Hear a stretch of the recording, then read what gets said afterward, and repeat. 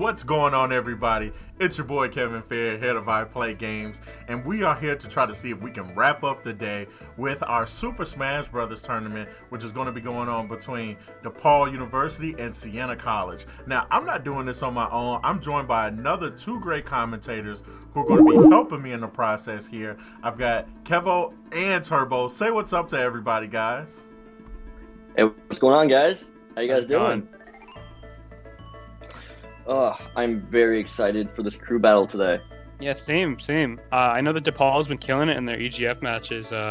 What can do you have any highlight players that we should look out for today? Oh, and this team, definitely Oni is one of our strongest players. He's one of the best Crom and Roy players we have here at DePaul. Matt Beach, he's not just probably the captain of this team, but probably the captain of the entire DePaul Smash Brothers program that we have.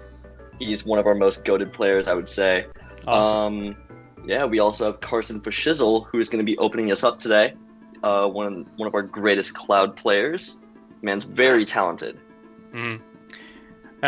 Let's go over the formatting today. So I'm just looking over here at the message I got sent about the formatting for today.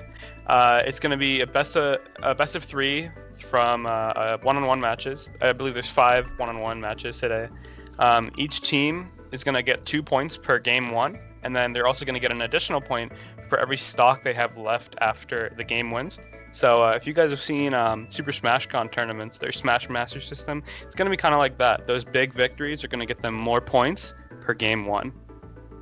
Exactly. Every single stock matters in this because every single stock determines how many points you get, whether or not you win or lose. Mm-hmm. And I believe if DePaul wins this, if I'm not mistaken, they will have swept State Street Showdown for this year. Ooh, the stakes are high. I'm excited. Yeah. No, it would actually be pretty interesting to see if this is a perfect Saturday for you guys. And it looks like we have one of our first competitors hopping in. We'll see in just a second where they kind of come into the space. And I know they're getting ready to get started. And while Matt sorts that out, I'm going to bring you guys a really quick word from Siena College.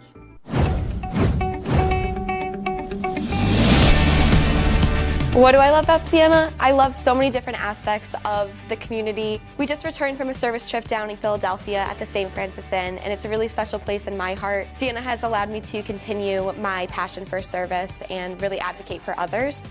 2 past summers, I've been able to work on research with some of my professors. I'm looking to get my master's in engineering. I'm definitely a little bit ahead, and that's what I'm looking for. When I was abroad in Cork, my worldview completely changed. And I had the time of my life. It was a university, so there was like 20,000 kids at this campus, and that was a cool experience. But at the end of the day, I just didn't feel like I could relate to the professors like I could here at Siena, where you can be friends almost with your professors and work very closely with your classmates. It has a very large impact on how you learn. I love Siena. I love Siena, yes. I started off my freshman year very strong and went like full in. I'm on Bhangra team, so I'm a dancer. I've been involved with Holy Fest, things at Siena Fest, sang at Fall Fusion, gotten to take classes with some of my favorite professors, just generally being around, hanging out with people. I had the opportunity to study abroad in Argentina for 5 months, which was a absolutely incredible experience. I'm a local kid, I'm from Troy, New York, so I've known about Siena for a long time, and just knowing that the community backs you in everything that you do, the fans at the TU, knowing that they're there for you and want you to succeed has been an amazing experience for me. Siena was a place for me where I really felt like I came into my own. I ended up being president of my class as well as president of the student body. It helped me go on to law school, and now I work here as an attorney in Albany. I love Siena because it's more than just a college or a place to come and take classes. It really is a second home. Both my mom, dad, dog, everyone in my family loves this place so much because they get the same feeling too. They love that the admissions counselor's also super willing to help them too. During an accepted students day, they were all coming up to me by name and being like, "Hey Hannah, how's it going? Hey Hannah, we're so excited to have you. Hey." And I felt this like pride and this confidence, and I was like, yeah, I have no other option than to be here. No other option than to be here. People are wanting to be Siena Saints because they come to campus, they meet everyone who's involved on campus, and they know that it's a great place for them. Franciscan tradition is our distinctive value. It's the fraternity, it's the community, it's the sense of creating that learning community where we're in this together. Many colleges talk about being close communities, but Siena really lives the experience. When you step on campus, you know you'll find your place here, and you can look around and say, I know that this is where I belong. No matter who I'm with, where I am, or what I'm doing, I love being a Siena Saint.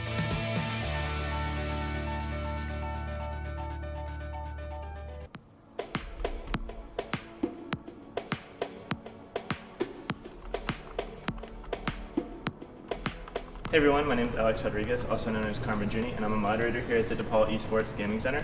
We opened in April of 2018 with the goal to have a place for students to compete and play casually. And yeah, let's take a look inside. Here at DePaul Esports, we have 6 different varsity level teams. Those games include Rocket League, Overwatch, League of Legends, Valorant, Smash, and Beat Saber. In addition to the varsity teams, we also hold junior varsity and academy level teams. We have around 10 to 15 of those. So all of our PCs are equipped with a NVIDIA GeForce GTX 1070 graphics card.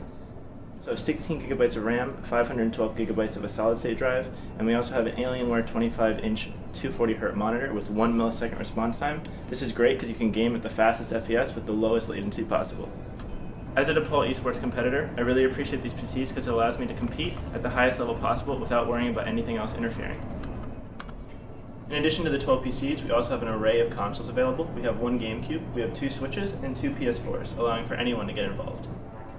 In addition to our varsity level games, we also have several games rated tier below that you can come into the Esports Center and play.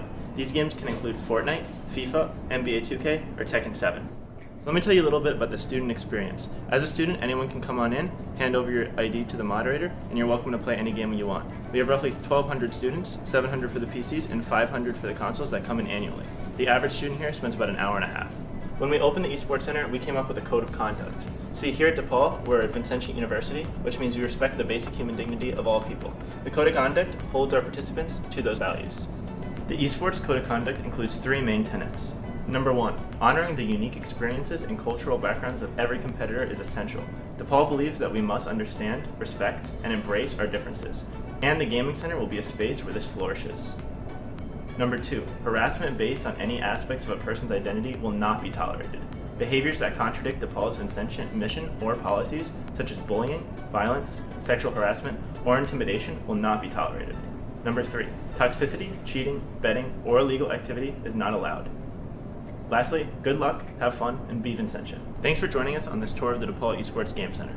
If you want to find out more info, check us out on our website, esports.depaul.edu, or on our Discord, discord.gg/DePaul Esports. Thanks so much for joining us. All right, so it looks like these guys are getting ready to hop into the ring, and we are just ready to go. I'll let my commentators hop back in as I go back into full screen, and we get ready for game number 1. All right, looks like DePaul's team is opening up with Carson Fashizzle, and looks like he is fighting, who is that, Ginja? I couldn't tell there. I did see that he's on Bowser, so Cloud vs. Bowser is the first matchup we're going to see. Oh, maybe not. As Fashizzle backs out there for a second. Ooh, maybe they had a little problem with staging or one of their characters, not too sure. Could you tell me about like what stage preferences Fashizzle might have here?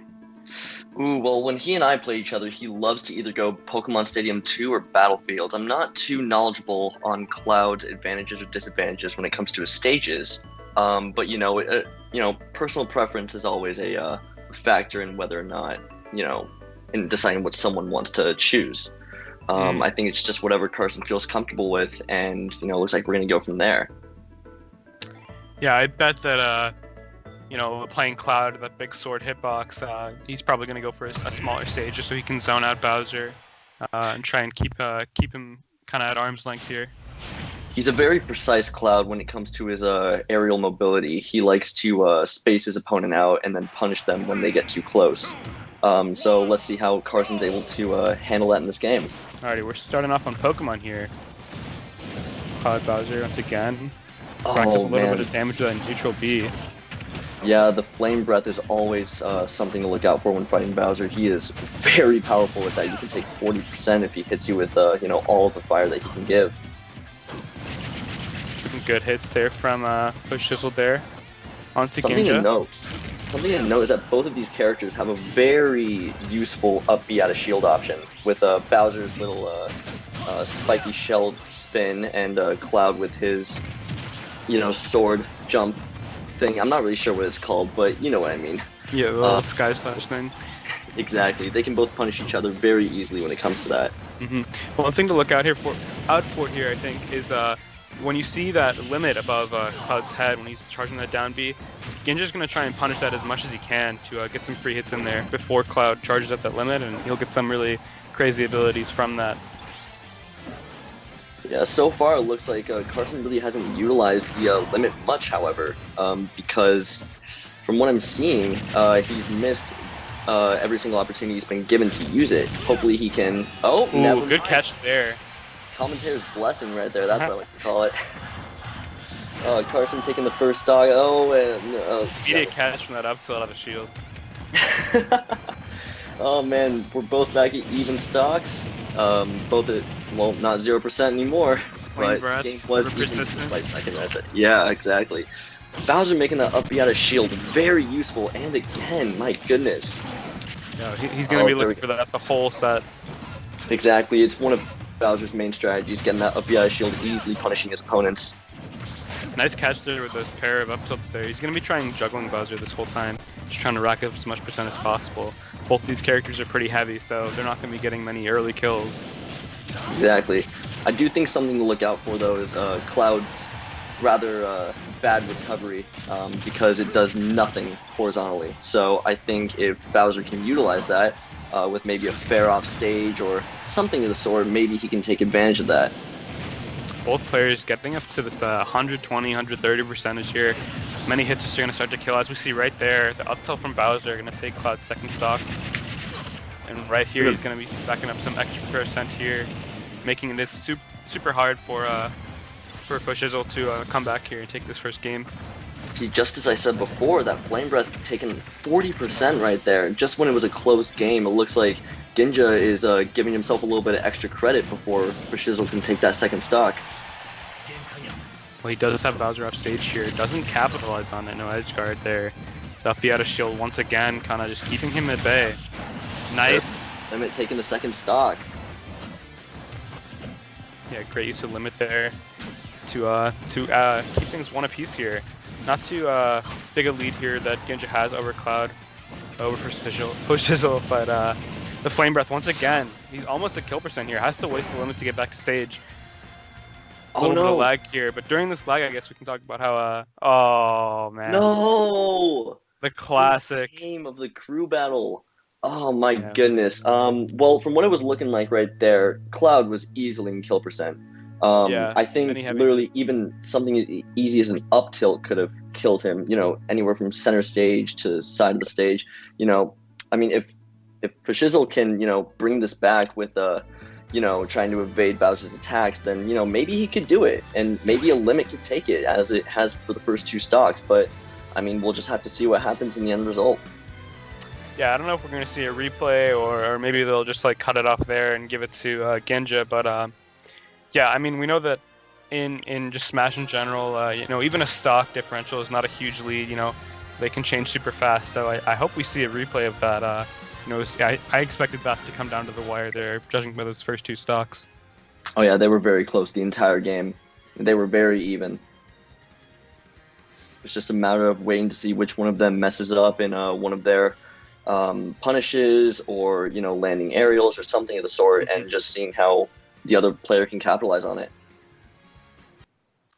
Yeah, I was really impressed by the neutral game there from Shizzle. He seemed to be playing pretty patient there and not letting any and not like making unsafe moves on shield, not getting punished super hard. I mean it's very hard to not get destroyed by Bowser's up B out of shield, but I think he did a great job of like mitigating damage from that throughout that game. Bowser's up B out of shield is not something to think about lightly. It is one of the most powerful out of shield options in this game. One of the most annoying, personally, but For sure. I mean, I think Carson was playing against a Bowser, you always gotta be prepared for something like that, and I think he was ready for it. He plays against Bowser very well, as we have seen in that first game. Mm-hmm.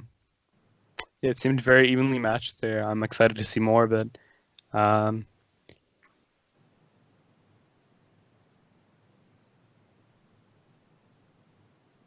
Okay, so we just got a word from production that Siena did take that first game, so they're gonna get 2 points.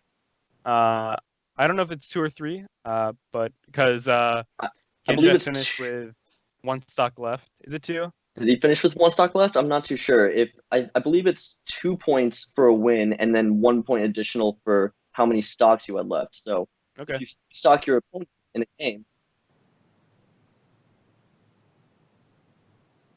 Okay. the official score right now is 1-0, Siena. I believe you take those extra points when you win the set rather than winning the game. That was my bad. I'm sorry. Alrighty, that makes sense. Makes sense.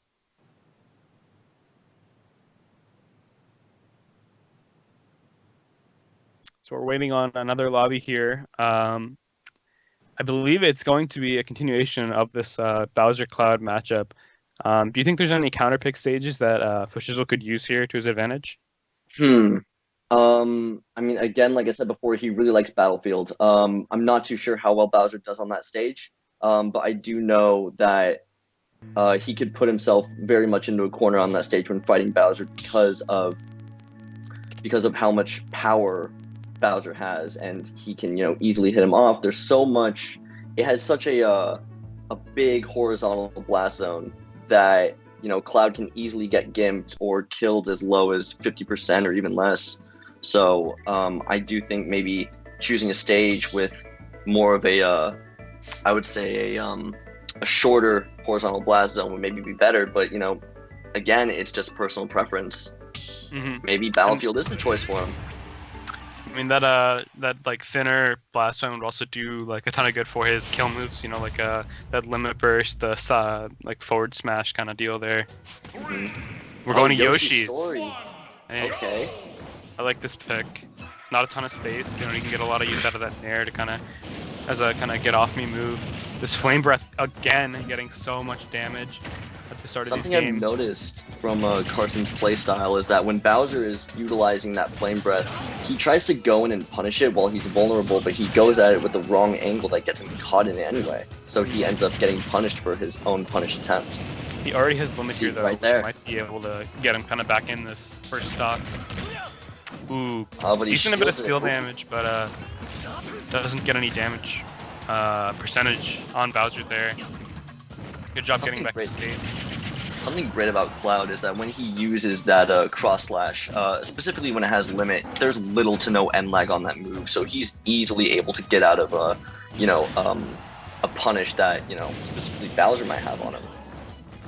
We have to look at Cloud's recovery there again. Like we mentioned earlier, very bad horizontal momentum, so he has to save it right until the end so he can snap to that ledge. Might be something we can see Ginja capitalize on later in this set. I think going with a tri-platform stage was a good idea on Fushizzle's part, because something I also noticed is that he was getting punished a lot by Bowser's down airs. Good catch there.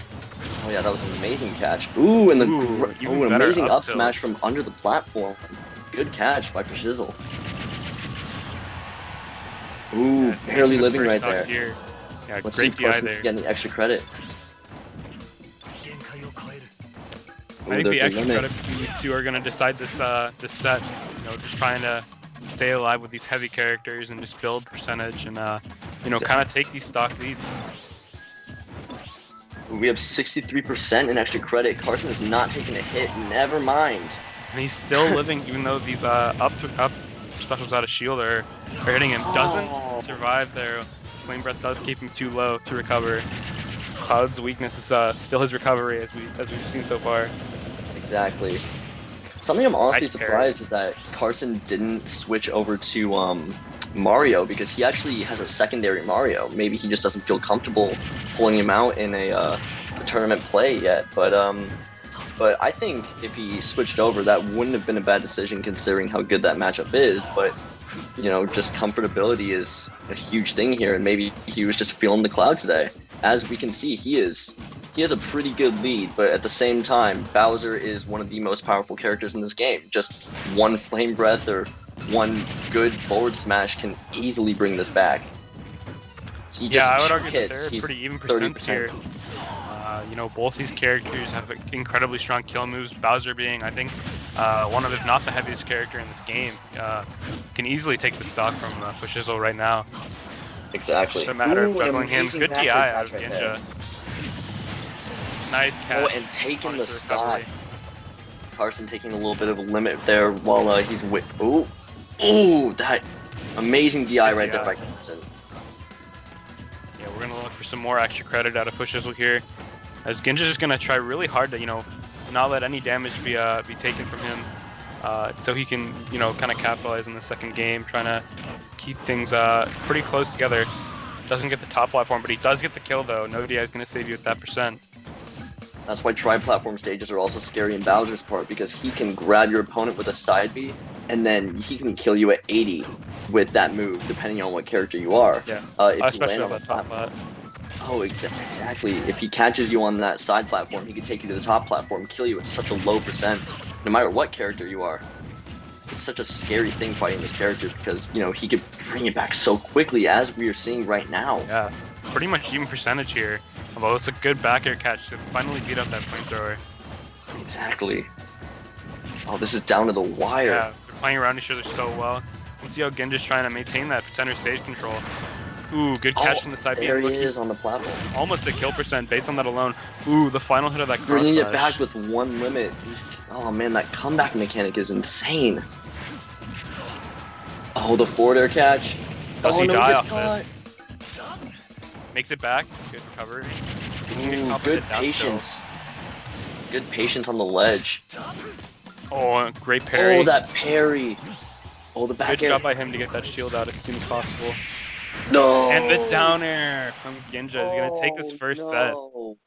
Insane. Oh, great games by both of those players. Oh, the forward air catch is just having the Does he die upper off near that? the end. He was able to read the Makes fact it that back. Shizzle was going to use the cross slash with the limit to try to punish him, but wasn't able to read the down air option. It oh man, that was down to the wire. Both players played really well, Yeah. but And Siena Ginja College saved is that going down. to take that set. Yeah, Siena's going to go up 1-0. Something we could look for there is that Ginja did a really good job of saving that downer till the very end. You know, I know a lot of, you know, lower level Bowsers will kind of just throw that out randomly, that on the down B, but he saved it right until the end and just conditioned him into not expecting it, which is a great job by him. Yeah, down air is such a greedy move for so many players, and we can see that Ginja was using that option very, very sparingly, so Fashizzle couldn't read it as much as he did. It was very, very good play on both sides, and you know, Bowser was just able to take the upper hand in that game. I'm looking at the chat here. It seems we have some Carson fans for Shizzle there. Are we looking at the chat? Yeah, on my phone over here. Spam this ball to help DePaul.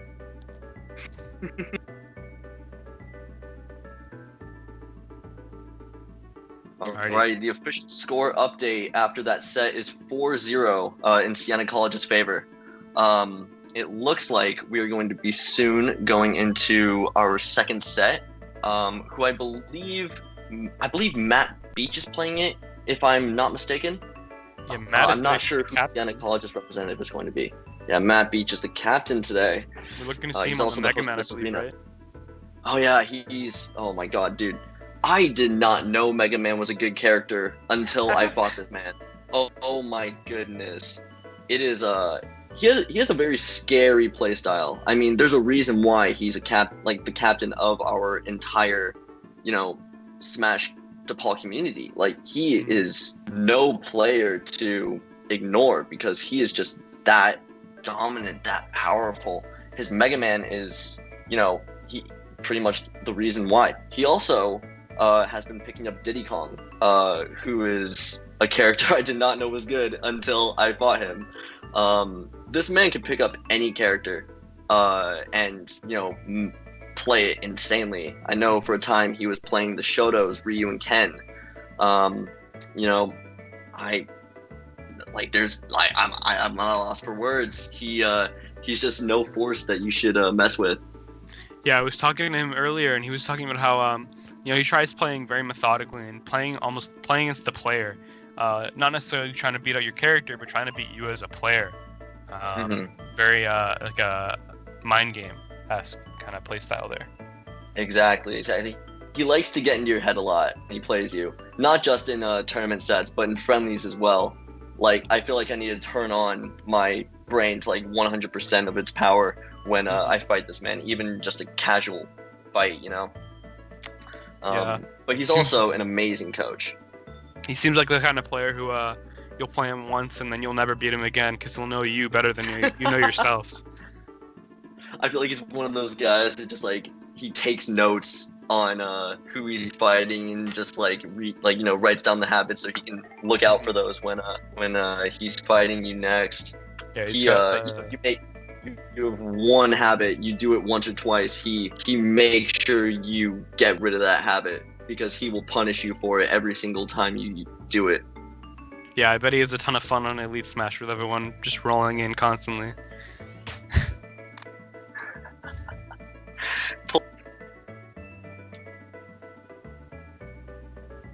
Awesome. We're going into the second game here. Ooh, Alright, we're fighting Pango. Oh, his username I think is Bunsen Burner. We just saw in our chat here. But I guess his Switch name is Pango. Two pretty good tags, I'd argue. I love it. I'm not actually too sure who Bunsen Burner is gonna go in this set. I have no idea, or I've never played him. I've never seen him play. I'm not really too sure what he can do, but I feel like if he knows about the Matt Beach Mega Man, he can find some easy counter pick already first round. Not really too sure though. Well, hopefully he's not stream sniping.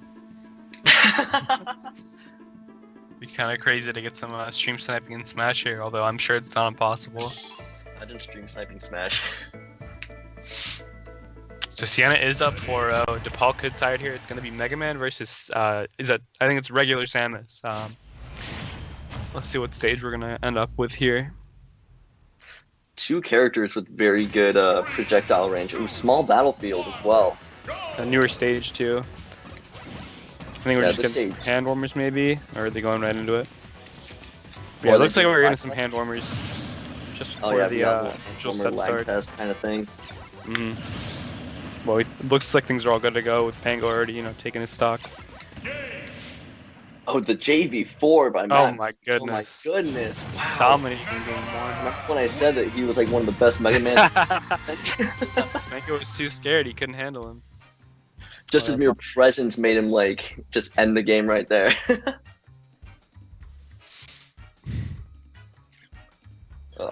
But with that lag test over, I wonder if the Samus was just a standstill character for that. So Matt Beach wasn't fully prepared for it, because I've been in a lag test where I'll see someone going in the lag test with a Greninja, and then in our first fight he comes in with a Ganondorf. Like the character switch can happen like with the lag test of game one. We never know.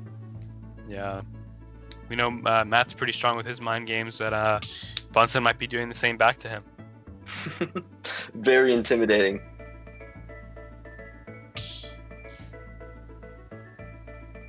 So other than Matt and Fushizzle, who we've already seen, we have Turbo, yourself, and Oni and Karo on the side of DePaul that are going to be playing after this set. It's a best of 3, so we'll have plenty of time to get acclimated to these players. After this set, I'm actually going to be switching off of the mic, and Matt Beach is going to be subbing in for me for the rest of the stream. Awesome, we're going right into it. Both characters pretty projectile dominated here in their play styles. Good percentage with that charge shot of the Samus, and a great grab. Samus's grab is a ton of end lag, so he's going to feel really confident going for those. Exactly, and I can see that Matt Beach was trying to start off his playstyle right there by keeping his distance with those lemons. The lemons are really, really good pressure options. They can keep your distance as well as setting up for a lot of attacks. Like the leaf shield right there, insane when you're up close. Like the amount of damage you can rack up right there. Insane.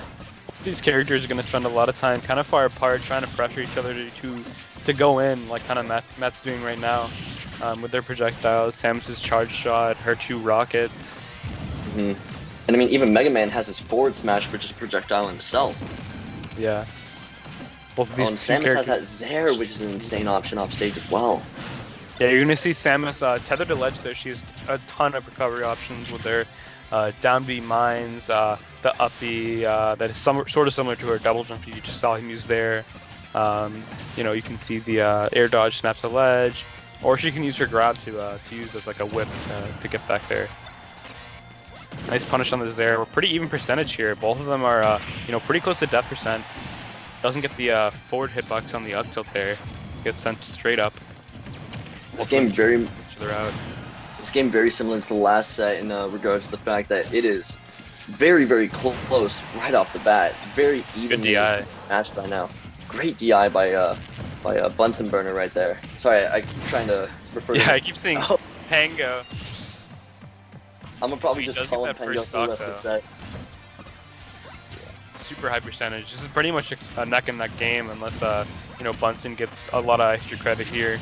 Although it does look like Matt is trying to clean things up with that back air. Doesn't make it back on stage. That stuff we were talking about. I don't think he was too. I bet he went for a tether and was just too low and didn't make it back. I wouldn't be surprised. The tether is very, very good horizontally. However, I mean, obviously vertically, not too great. But however, the screw attack, which is Samus's up B, very, very good in regards to an up B out of shield option, as well as a decent recovery off stage as well. It definitely carried over from games like Melee. It's always been a persistent move of hers. And so we're seeing Bunsen trying to get back on center stage, you know, out of ledge, using the forward air as an option. As we can see, Matt Beach is being very, very dominant in this game, as it was very close in that first stock, but now he's giving himself a little bit of a lead to chill out with, you know. Yeah, Matt's very, very dominant. He's definitely trying to figure out Bunsen as a player here, just trying to figure out his habits, his favorite options off ledge, off knockdown, out of shield. Doesn't quite catch him there. Nice F tilt out of shield there out of Bunsen. Kind of get some space. Something else we should talk about is that grab the back throw. Something else we should talk about is Rage, the mechanic in this game. Although it doesn't matter there because Matt got a nice back air to clean up that stock. As characters get more damage, their moves do more damage as well with Rage as a mechanic. I believe the Rage maxes out. Oh, what a catch on Matt. That spike in his first game. And he ended up with 2 stocks. That might be a significant victory to get him some more points in the overall standings. That's going to be a 2-4 score right now in Siena's lead right now. But if Matt can finish off the set, DePaul will be taking the lead from there. Yeah, wow. Matt was very dominant in that game. Yeah, as you can tell, as we mentioned before, you know, he pretty quickly took control and figured out the recovery options that Bunsen was gonna go for. I believe with a character, I believe with a character like Samus, whose recovery, you know, you can't really mix it up that much unless, you know, you can tether. But when it comes to the up B, it's very, very linear. So with a spike or a down air like, you know, Matt Beach has, he was able to take that immediately. That was a really, really well played game right there by Matt. Something I would have liked to see a little more out of Bunsen, although he couldn't really because you know, he wasn't recovering very high often. But using that down B more to mix up timings off stage, you know, trying to trip up Mac when he goes for these big commits. Like, imagine if he misses that down air, the amount of end lag on that could have you know, turned that game upside down, switching the momentum. But Matt definitely took that and looking to take this second game too with all the momentum. A lot of mind games are going to go into this second game. You know, he's going to try and like stay in his head, catching his momentum, keeping his momentum, and maybe he's going to go for some bigger reads, you know, roll reads, you know, jumped out of shield, kind of stuff like that we might see. Something I didn't see much was well, now that you mentioned out of shield options, Samus also has an insane out of shield up B, but we didn't really see it much in that game or at all. So I wonder if Bunsen Burner can maybe adapt to the shield pressure that Matt Beach puts on him, so he can utilize that up B out of shield. Do you know that? Do you know if Samus's up B will beat out that leaf shield? I saw a couple situations where Matt had that leaf shield out, you know, pressuring Samus's shield, and you know, he didn't really do much out of shield there. Do you know if Samus's up B will beat that out? I'm not too sure if I'm being honest. If I had to take a guess, I would probably say that the Leaf Shield would probably take it because, you know, I'm not really sure what the how many frames it takes for that up B to start, but I believe with the amount of pressure that the Leaf Shield is putting on it, I think it would take precedent. Maybe that initial hitbox too might just beat it out. I don't know. The startup Not animation. too sure. Not too sure. Something I did notice out of Bunsen Burner as well was the amount of forward airs he was putting out. That was he put out quite a lot, and that move has a lot of end lag and can easily be punished if it is missed, which I think Matt was capitalizing on a lot as well. I'm trying to check the chat here to see if we have any chat favorites. Should we ask our chat to press 1 for Matt and 2 for Bunsen, or do we seem too biased with that? Yeah. I mean, awesome. We're gonna get a poll in the chat. Up a poll. Press 1 if you feel bad. Press 1 if you feel bad. Oh. What stage do we start on in game 1? I think we're running it back. Yeah. I believe we're running it back. Yeah, I believe we're on PS2 game 1. Looks like we're running that entire thing back. Yeah, good damage off those fares in the back air. That back air, so good. Oh, catching with the forward air right there. Something we're gonna look for Matt to keep doing is trying to box out his opponent, be it Samus or any other character, regardless of their range. You know, just trying to keep them in the corner. Nice catch there with that forward smash. I don't know if he'll make it back. He does. Gets the ledge trump and some damage. Very back on smart stage. recovery right there. On the forward air, catching him off the platform. Ooh. Luckily, Mega Man is able to go very, very deep onto the stage because the recovery is so. You know, it's very, very good. Not an attacking move, but it's very very versatile. It allows for Mega Man to go very, very deep. Yeah, it's a very strong move in terms of just it's like vertical movement, I guess. Yeah, it makes for very, very good edge guards on Mega Man's part. The failed punish right there by Pango. Oh my.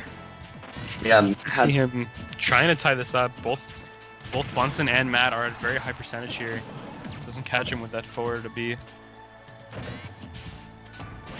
Keeping Matt on ledge right there. Very, very good play from Pango right there. Trying to keep him as close to ledge as possible to make for a early kill. The forward air is going to take.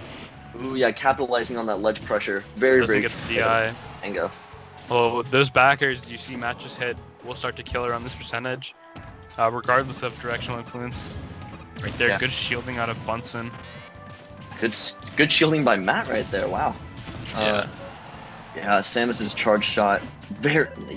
Will make for insane extra credit if you know you don't play it well.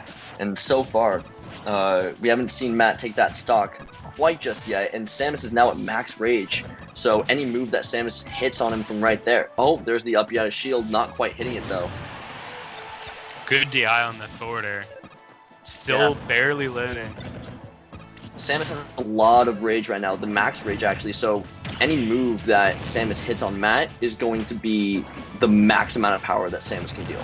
Yeah, taking on a lot of extra pressure too, 42 percentage. Although these characters are both fairly heavy, you know, neither of them are going to be going up pretty quick, as we can see, you know, Bunsen just living after hit here. Nice forward air. Forward air kill. However, Pango did take a little bit of extra credit.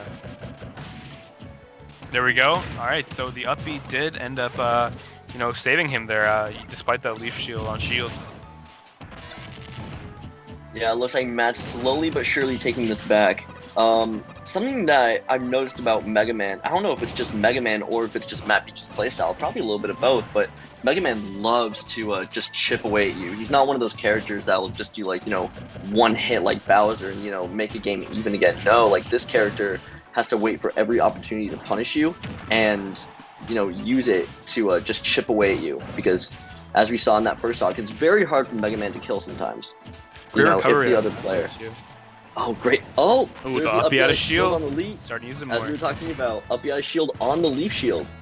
So it looks like the up air shield actually does take the precedent. So my guess was wrong. I think Bunsen took a lot of information from that first game, kind of realizing that he needs to switch up his habits. Ooh, good parry there into that leaf shield there from Matt. He's still got a significant lead here, though. Almost all of his moves will kill here, all of his strong hits. I think something I'm seeing out of Matt a lot right now is that he's trying to go for a lot of, edge guards, specifically with forward air that aren't really just, cutting it. And because of that, he's losing his stage control. And that's letting... Oh! Good catch with that back air again, off the ledge. That confirm is beautiful. That confirm is beautiful. The gear to back air, and I think that, well, one, that's true. And two, it's insane on ledge because, if you're a lighter character, which Samus isn't, it can kill you at maybe like 90 or even less depending on how badly you DI it. But, Pango's been dealing with Matt Beach really, really well so far. And although he's taking just a little bit of damage before he can take that second stock, it looks... Oh, I thought we were about to see a... Yeah, we were going to see a repeat of the first game there. Makes it back on stage, though. Pretty big hill to climb here out of Bunsen. Uphill A lot battle. of hits here. I think he's not at max rage just yet, but he's getting close to it, where his moves will start to do a ton of damage. He might start going for these back throws. I was noticing earlier he was going for a lot of leaf shields when he was pressuring shields, but he hasn't gone for... Ooh! Big charge shot there to even things up, one stock apiece on this game too. Bunsen looking to even things up, 1-1. Oh, nice. Oh, something to know is that up tilt is an insane kill move. So... Not take it just yet, but it might start too soon. Yeah, I have a feeling that Matt Beach is going to fish for that and take it. Great set by Matt Beach. Very dominating over Pango. That was very, very good on his part. Between DePaul and Siena. I believe it will be 5-4, if I'm not mistaken. Yep. 5-4 is going to be the right score. Awesome. All right. Good work by Matt Beach right there. Sadly, I think it is time for me to hop off because it is my turn to play. Awesome. I'm going to be representing DePaul here. So wish me luck, boys. I hope you guys have a great rest of the stream. And thank you guys so much for having me. I really appreciate it. And, Matt Beach is going to be taking over for me. He's going to do a great job. Awesome. Thanks for hopping on the mic with me. Thank you so much, guys. Have a great day. See ya.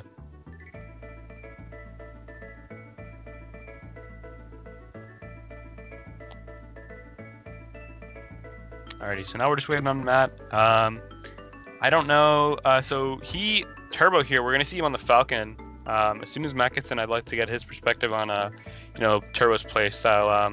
He told me that he's a super explosive player, very momentum based, and that's kind of how Captain Falcon is as a character. If you guys have seen Melee or Ultimate in general, you'll know that his combo game's super strong.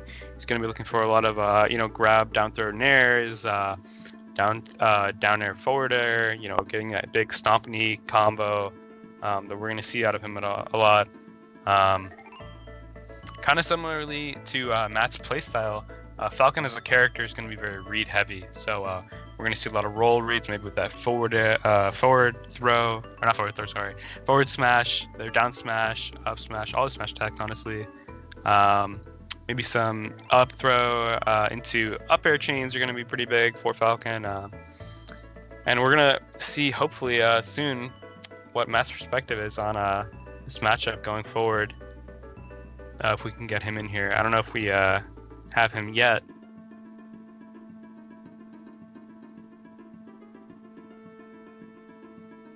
Yeah, he's on his way here into our Skype call here on the production side of things. I guess I can see the chat. Do you guys have any comments on the last couple games that we've seen out of Shizzle and Matt on the side of DePaul, I guess?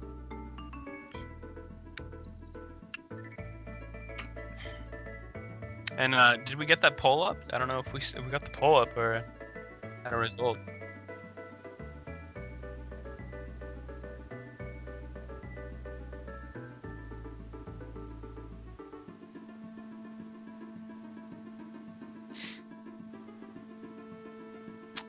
Cookie Armad says, "We stand Turbo." I mean, I'm not biased or anything, as you can see, but I'm just I think we're gonna get some more good matches. You know, with some pretty like down to the wire games so far.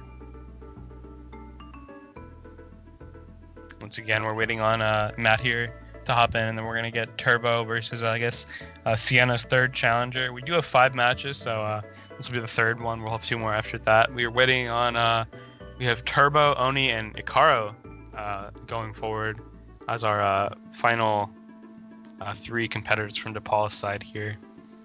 I'm not quite sure who Siena has waiting in the wings for us.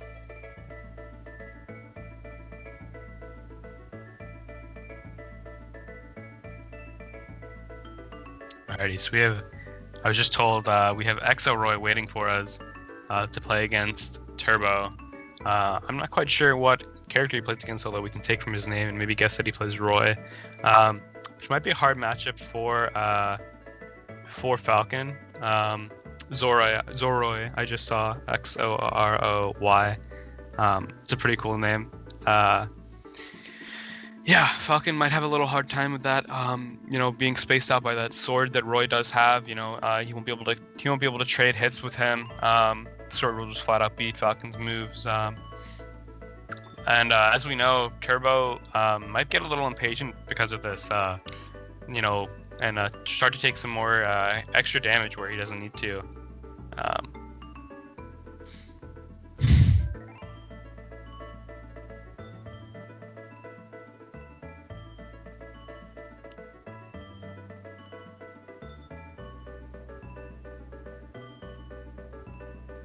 Alright, I think we're gonna go for a quick break real quick. Gonna check out the game screen and then start things up as soon as we can. We might be able to hear too, you know, if they do a hand roll real quick, we'll be able to see what kind of characters we're gonna get out of Zoroy.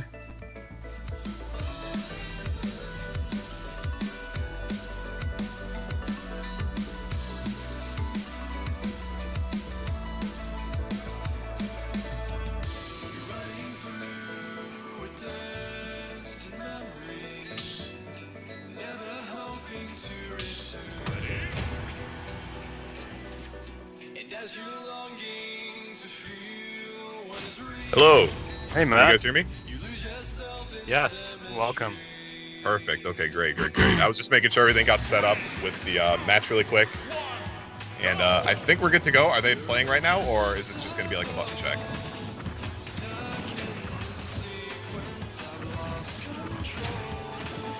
Yeah, I think they're just doing a connection test here. Yeah, it looks like what's going on with the host. Okay. Pink Falcon, classic color. Good pick. It is a good pick. I do like this Falcon skin a lot. Anyway, yeah, this is an interesting matchup, I think, for Turbo's sake. If it is going to be facing Bowser.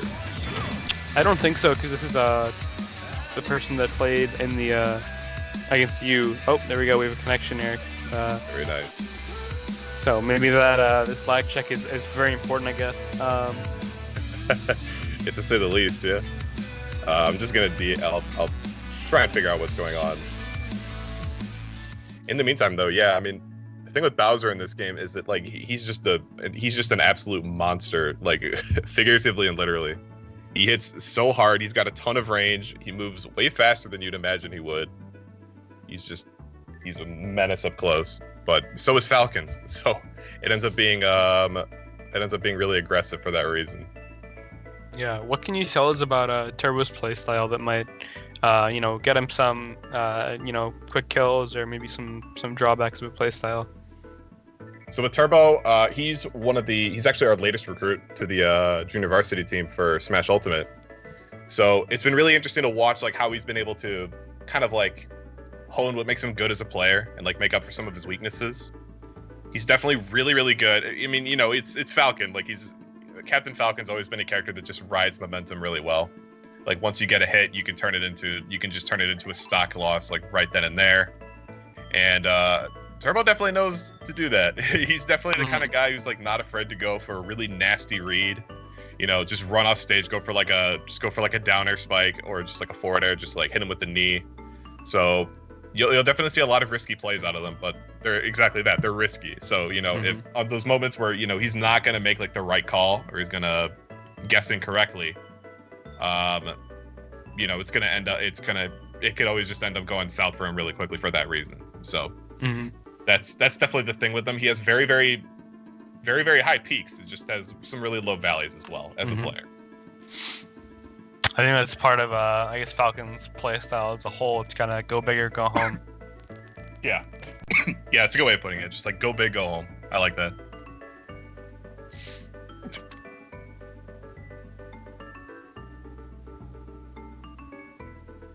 Yeah, I just messaged the captain for Siena, and they said they're playing it out, so it was just us, unfortunately.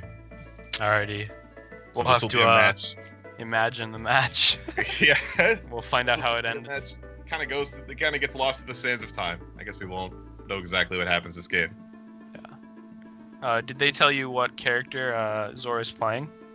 Yeah, it's just it's gonna be Bowser. So it's the same. Okay, so second Bowser player. Yeah, so that wasn't a button check. That was like actually like just them starting the match, I guess. Okay.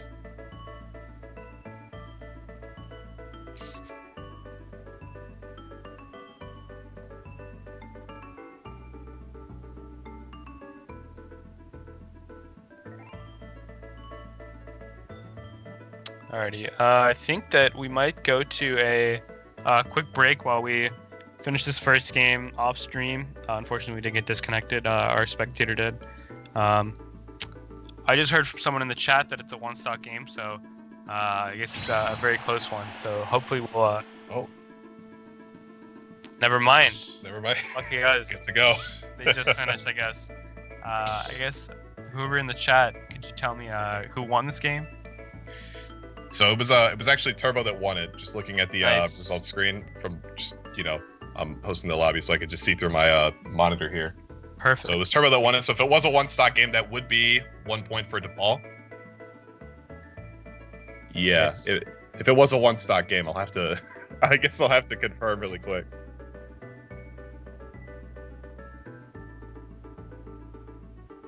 Yeah, the technical difficulties never stay away. Yeah. We had just recently, I played for the Call of Duty team. We just had recently one of our players' power go out, or her internet went out. So I had to hop in, and as soon as I hopped into the lobby, they're like, "Oh, we fixed it." So I ended up not playing. Whoops. Yeah, I mean that's just the glories of competing online. Sometimes it's just not all gonna work. As nuanced as a concept of playing against somebody from across the country from the comfort of your room is, it's never going to be flawless. So it's always going to be hiccups along the way. We have our amazing Nintendo Online to help us with that. Yeah, also that. This is Nintendo Netcode. Yeah. A little archaic to say the least, but it is what it is. It's what we got. So we'll carry on. So hopefully we'll get in the second game soon. I don't know if our spectator is able to get back in that lobby. Awesome. So we're just waiting for second game to get underway here. Yep, just doing stage bans really quickly. So Turbo went ahead and banned Yoshi's Story and Battlefield. Okay. So now we just gotta wait to see what the stage pick from Siena is. From a character like Bowser, you would imagine that you'd want those like maps that have like the 3 platforms, because the way that his command grab, his side special works is that like if he hits you with it, if he hits you with the grab, he kind of like flies up into the air, and it's a move that can KO off the top. So if you land on a platform higher up, you're going to be able to KO somebody a little bit earlier because you're physically higher up in the map to begin with. Yeah, so Turbo the fact that Turbo banned those stages is definitely a good call on his part. And looks like we're going to go to Smashville. So this is definitely a solid pick for both characters. Bowser, he gets to, because he has like such big moves, he can abuse like the smaller stage size a little bit easier. But that just also means that Falcon has like room to get his side B in to start like a combo or a string. So yeah, we might see some juggle combos with that, the up tilt, the up air during that middle platform on Smashville. Falcon's kind of combo food, I know, in Ultimate for the characters that have like the bigger strings. Not that Bowser's one of those characters. He's not, but Falcon's weight, that kind of fastball that he is, might end up getting him in some bad situations. Yeah, you're absolutely correct. Especially like if you just get one read on Falcon, like when he's trying to escape that disadvantageous position. All right, perfect. Looks like we're going to the second game here. Turbo is up 1-0. It was a last stock game one. We got disconnected. And we're going to see here Zoroi versus Turbo here. Strong opening out of Zoroi here, getting some percentage. The flamethrower again, getting him to 43%. Pretty nice early lead. Already up to almost kill percentage, due to how strong Bowser is. Yup. Oh my gosh, that does so much damage. Every single second you let Bowser... Every single hit you let Bowser get just stings so much. Look at that. Rough DI there off the back air. Nice 0 to death from Zoroi. Might be dealing with a little lag here, but I don't know if that is going to persist. Honestly, Zoroi here is just going to look for as much extra credit as he can get to make it as hard as possible for Falcon to come back. Great combo here off the side. Looks for an edge guard here. Doesn't quite get that down air. Yeah, barely missing that stomp. Ooh, barely misses that nair as well off the that kind of jump off the combo there. Looks like this match, Zoroi's like hit percentage, if you want to call it that, is just a little bit higher than Turbo's right now. It's giving him the lead so far. Yeah, especially in this matchup too, with how strong Bowser hits. Yep, absolutely. Making sure they all connect. Yeah, making sure they all connect. It's just that much more important. Ooh, nice up B out of shield there to set up another edge guard situation. And another one catching him off the get up attack, that tournament winner. And he's going to keep it rolling. The rage there might have helped him out a little bit, killing Bowser at such like a low percent, even though he was 100 plus, but Bowser's really heavy. Yeah, he's going to continue this on. For quite a while. With that, the down throw nair that I mentioned earlier in between games.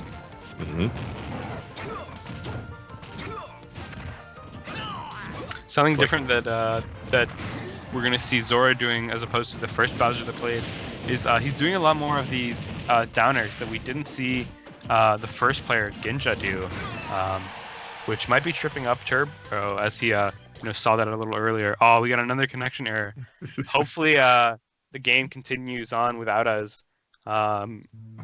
Yeah, probably assume that Turbo will put in a pretty disadvantageous position there after losing the second stock. Yeah, losing the chance to go check it out. It's definitely really unfortunate. We did get to see a little bit of that, so we got to see how the matchup was played at least so far. Like you mentioned, we saw a lot more downers coming from Bowser. We saw Turbo, like when he gets a hit, just like try to go for as much damage as possible, just to, like try to ride the momentum all the way home. So it looks like they are still playing. So the good news is that the players haven't had to stop yet.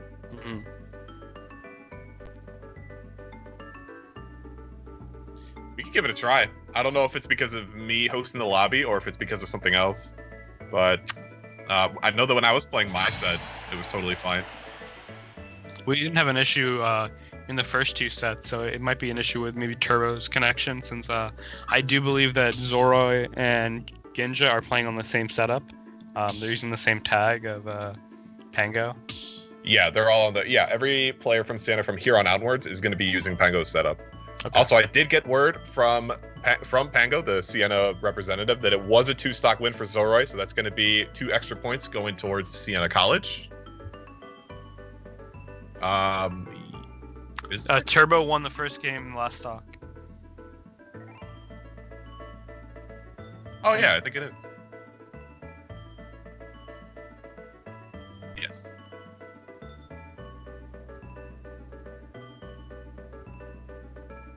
Correct.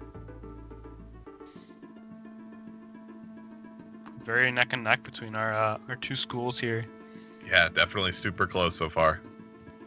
Like we said earlier, DePaul is going for the State Street Showdown sweep. I don't know how it was in the past couple of years. I'm a freshman, so I don't know. But it seems like things are going pretty well for DePaul today. Yeah, we did end up taking it last year as well. But the trick was that we actually lost in Smash. It was another nail biter in the more like traditional like crew battle style at that point. And it was a nail biter. It did come down to the wire, but we weren't quite able to clutch it out. So now it's again like a really close match so far. So now we're going to hope that we kind of reverse the fortune this time around. So Definitely trying our hardest. I just saw someone in the chat. Yes, I can confirm. Yeah, they won Rocket League, and I believe it's Eclipse telling us. Yeah, the League of Legends was like, I think it was a 2-0. Shout out to Eclipse holding down the fort on his commentary. He unfortunately did not get a co-commentator like I'm lucky to have. Yeah, definitely held down the fort during League of Legends there. So, do you have any insight on maybe like playing Bowser or playing against Bowser, things you can expect, trends of players to fall back on here? I mean, I know that when Turbo is like, because he's out of these two players, he's the one that I've actually watched play the most. I know that when he is put on the back foot like this, he is more likely to just play a little bit more patiently, kind of like dash back and forth, wait to see when his opponent approaches, when they decide to play more defensively themselves. So we'll probably see a little bit more of that, but once he does get that hit in, I do think it's still going to be that just like aggressive style, go for a couple of reads here and there to get a reset, make sure that Bowser doesn't, stay around for such a long period of time to where it becomes a problem, because then Bowser gets rage, he can KO Falcon even earlier, you end up having to play the long game against him. So much more of that like float like a butterfly, sting like a bee. I guess if you want to put it that way. Yeah, kind of dive bombing him, trying to get some quick damage there, and kind of dash back out. All right, looks like we're going back into it. Awesome, perfect timing. I think I just ran out of things to say there to fill time. I like this pick though. This the Kalos region. I think it's Kalos, right? Yeah, this is the Kalos one. Not played Pokemon in a long time. Nice snare into a weak hit forwarder there out of Turbo. Kind of running away with his first stock already. Yeah. Ooh, see, look at how strong Bowser is. 3 hits there, 4 hits there, and he's almost tied it up. Yeah. Yeah, Zoroy, he just reverses the situation once, and he gets the lead right back into his favor. All right, edge guard situation here. It's Flame Breath. In the first set, we saw Flame Breath do a ton of work against the Cloud that we had playing. We still have yet to see, down tilt catch him with that 2-frame. Yeah. Nice grab there, punishing that recovery. Doesn't get anything out of it though. Yeah, he really wanted that stock. Oh, the patience on that upbeat. Like that. Ooh, good catch there on the down air. That definitely would have taken his stock. For him to punish us here, I like that down beat too. Yeah, very nice. Ooh, I thought he lived off that, but he does get the start KO. Yeah, just barely took him out. Recover. This side B should take the stock though. Ooh, good DI, but he does end up falling. Yep, 2 KOs back to back that just barely managed to seal the deal. Yeah, as we've seen throughout this set, I guess, from the limited amount of time we've been able to watch, that it's been very neck and neck. Yep. But we do see Zoroy taking this early lead in the second stock, but as I say, that commentator's curse, Turbo right back at it, taking the lead again with his up air strings. Yep, the momentum's on his side. Let's see if we can make it happen. These grab down throws. Yep. Catching these landings. Yep, down throw. Such an excellent combo starter for Falcon. Oh no, I think we got disconnected a third time. Yes, we did. So unlucky, Turbo. We did get to see just like a little bit more every single match. Like it stayed around for just a little bit longer each time. So we got to see up until like halfway through the second stock. Yeah, unfortunately, I don't think we have enough ammo to kind of comment and make a prediction. I think that I think that would be in Turbo's favor based on just again, the stage choice that he has, able to get some combo strings off the side platforms there. But yes, it's anyone's game, literally. And it's it's a big thing. One that we can't see. Yeah. Yeah, it was super back and forth, and that is a good thing to consider. Just having that like counter pick initiative with stages, because Turbo took the first game, he gets to play the tiebreaker match on his stage of choice. So you could even tell that like he was for the most part, he was able to like kind of maneuver around the stage a little bit better. I don't think we got to see it in the match quite yet, but he is able to use those because of like the stage structure, it's kind of like a pillar, so he was able to use it to like wall jump as well if he needed to mix up his recovery. So he did end up unfortunately losing that stock because Bowser landed on one of the platforms, but generally you're not going to see that happen too much on Callis just because the platforms are so far away. You're hosting there. Can you see if the game is concluded yet? Oh no, it's still going on. Okay. So far at least. So it can only mean that it hasn't been a wash yet. It's still close enough to where can't really tell exactly who's winning this. Mm-hmm. Yeah, I mean, regardless of who won, it was a very entertaining set to watch from what we saw. Yeah, absolutely. Both players, pretty flashy. Yep, just some high octane stuff coming from both of them. Mm-hmm. Do you know who's going to be up on the side of DePaul after this match? I don't know. I'm going to have to actually ask right after this, but it seems like Turbo ends up taking the victory. Awesome. Alrighty, so that'll be a, what is that, a 7-6 lead for DePaul? 8-6. 9. I can't do math. So yes, a 9-6 lead for DePaul. Well, we got to see what the stock victory was, because I haven't been told what it was quite yet. I would assume that it was a last stock, kind of last hit ordeal, but who knows? And maybe Turbo just ran away with it. Yep, and you were correct. It was a one-stock win from Turbo. So, very, very nice. So he gets the one stock from that match, and then 2 extra points for winning the set overall. Alrighty, so we'll be at 9.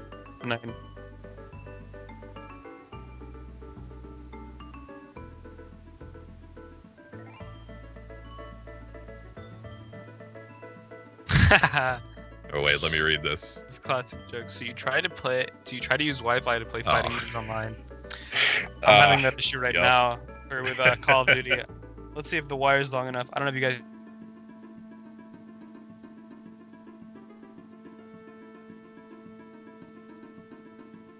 Oh, I think it just might be a maybe.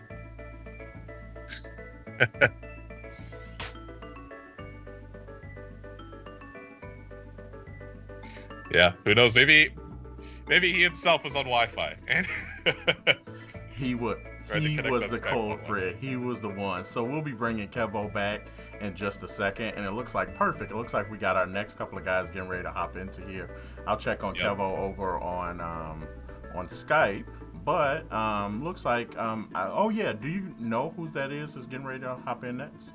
Yes, so next coming up from DePaul is going to be Oni. So Oni is our, I guess you could say at this point, like one of our strongest overall players coming from the junior varsity team for Smash Ultimate. Definitely the kind of player who was super, super active back when we were hosting tournaments on campus offline. And sort of took a break for a long time. Once online started going around, it wasn't quite his thing. He wasn't really motivated to practice on it. But in more recent months, he got just like a wave of motivation. So he was like, wait a minute, I want to try, making this work, see if I can really try bringing something for the DePaul team. And so he's been putting in like time after time to like get in practice. He's always asking for games alongside the other DePaul team members from both JV and varsity. And it's led them to be definitely a formidable opponent. He could still be volatile with like certain things. The characters he plays, Crom and Roy, definitely 2 that can get exploited for the recovery, but at the same time, he could just absolutely just get a couple of reads, figure his opponent out really, really quickly, and then swing the momentum right back into his favor. Okay, cool. Well, it looks like Kevo's getting ready to restart his computer and console, so we'll see about him in just a second. Sorry about that. There you guys hear me okay? Yes, sir. Oh, hey, you're here.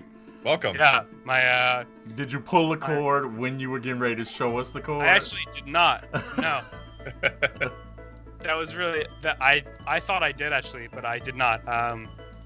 No, my parents are watching like Netflix or something downstairs, which is why I was gonna show you it. I'm not even gonna touch it now, just in case I do that. Yeah, just to... No, I'm worried about it, but I have an extender in my room for our Wi-Fi. It's been a consistent issue, just my connection sometimes. So I ended up subbing out pretty much for COD. No, I just bought a 75-foot Ethernet cable so I can go from the router to the front room and do some streaming out there. I've got that Mario Kart Live with the RC cars. So I've got a Mario and Luigi. So I definitely want to try to stream some gameplay of that. But I need a room big enough. That's what I struggle with. Yeah.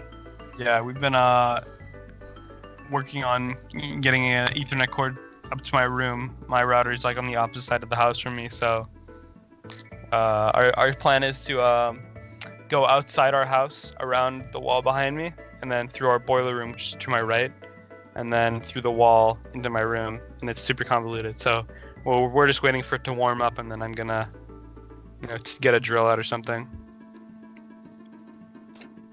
But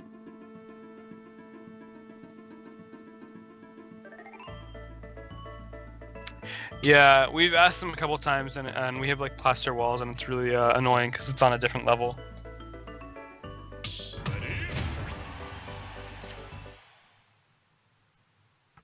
Mm-hmm. Yeah, it looks like we're going into another game here. Do we know who's playing? We got Oni. I know he's also good at Melee. I played him in Melee a couple times. Yep. On the Crom versus... Do we know what player it is on the side of Siena?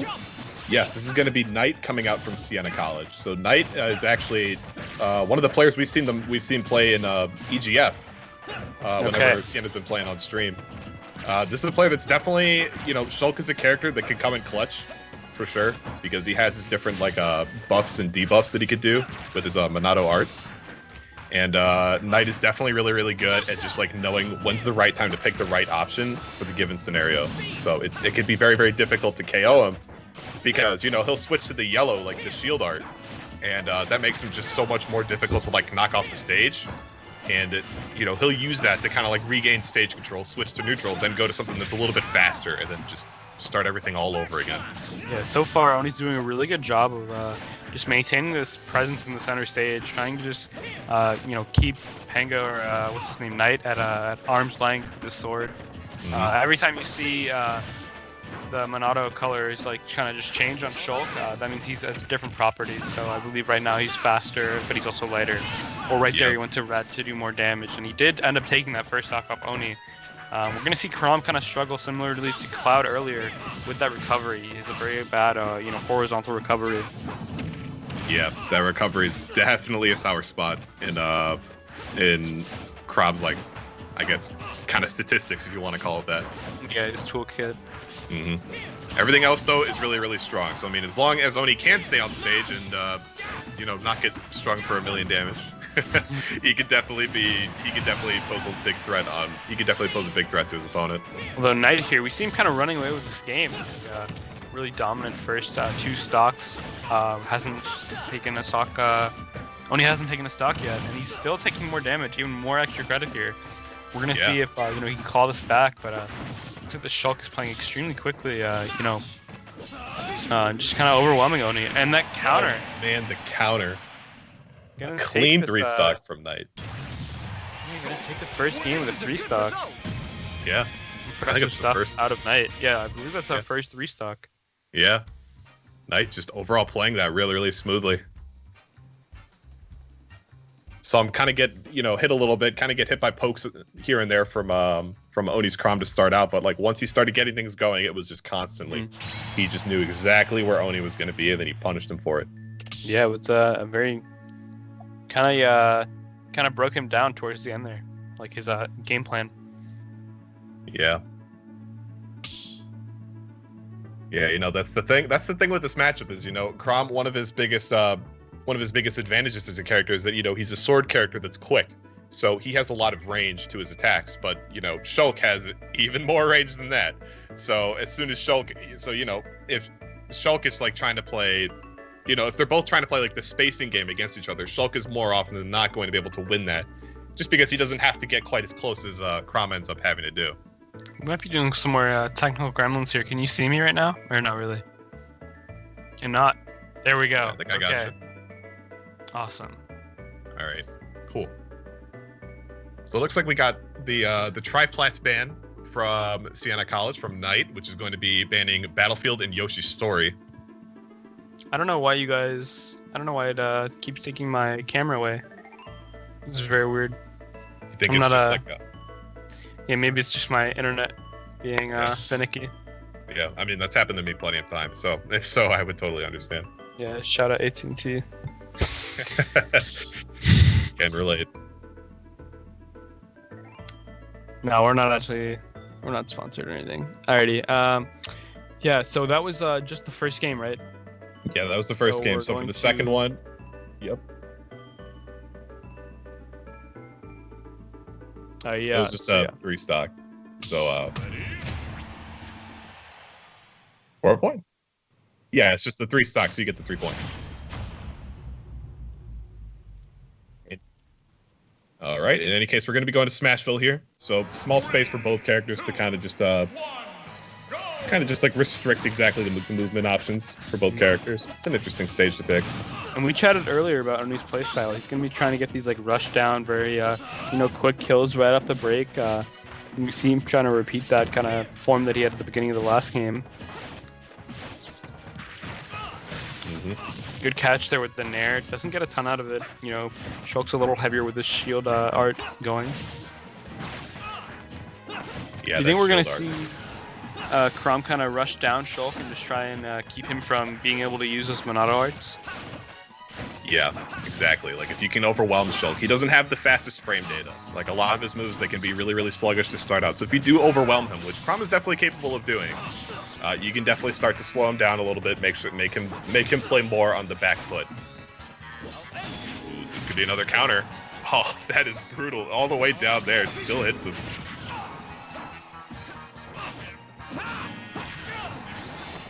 Oni makes it back, relatively unscathed.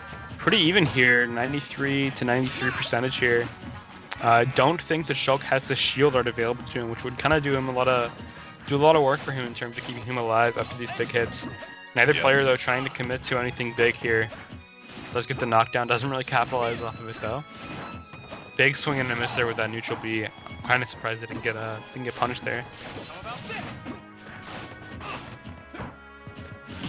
My gosh, just nice dodging parry. all these attacks. So neck and neck, dude. Yep. Nice recovery there using that jump art. Gets rid of it to save it for later. Nice back here there. Good DI though, out of Knight, staying alive.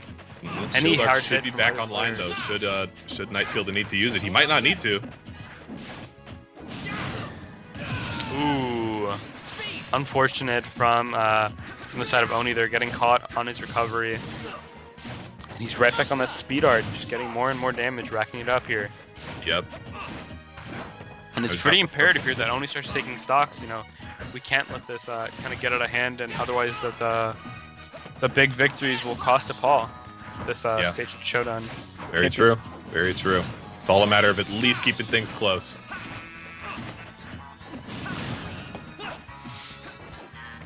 Yeah, Knight is playing perfect right now around Oni's spacing, using these arts to the best of his ability. Yep, Oni is having a tough time trying to find out how to get in right now, and Knight is having all of it. Yep, there's the shield art. It's not going anywhere. Ooh, almost catches him with that neutral B. Maybe it's a little slower, and he would have had that. That's part of the timing here that Knight is building up here in response to Oni's gameplay.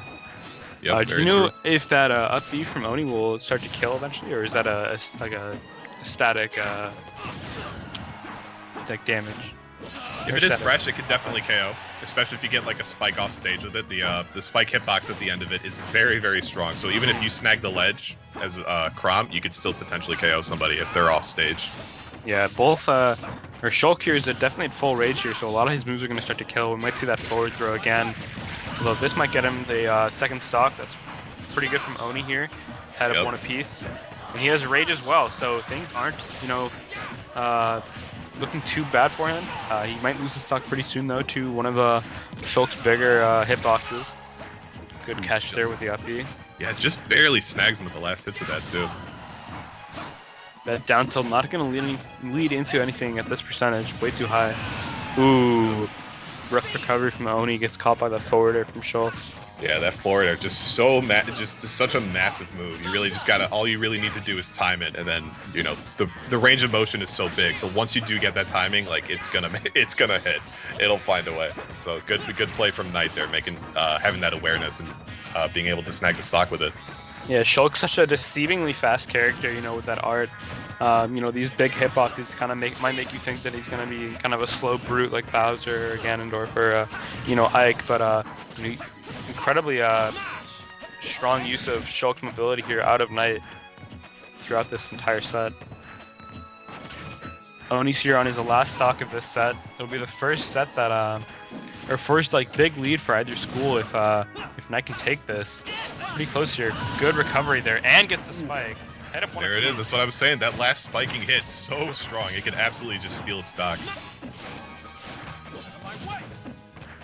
Oni's going to look here for a big string to kind of try and tie things up one apiece here with a quick combo.